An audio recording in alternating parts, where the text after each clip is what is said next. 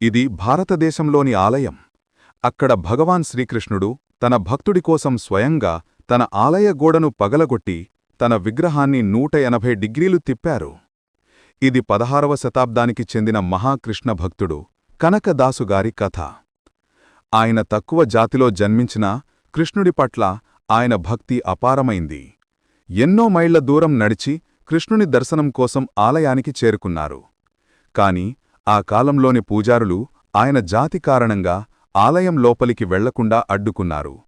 ఈ అవమానం ఆయన భక్తిని తగ్గించలేదు.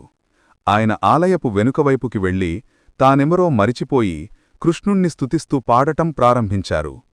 ఆయన గానం, ఆయన పిలుపు అంత హృదయస్పర్శిగా ఉండటంతో గర్భగృహంలో ఉన్న భగవాన్ శ్రీకృష్ణుడు కూడా తట్టుకోలేకపోయారు.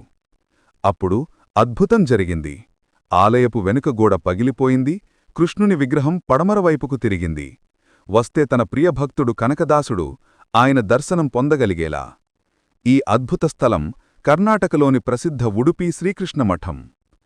ఇక్కడ ఒక ప్రత్యేక ఆచారం ఉంది.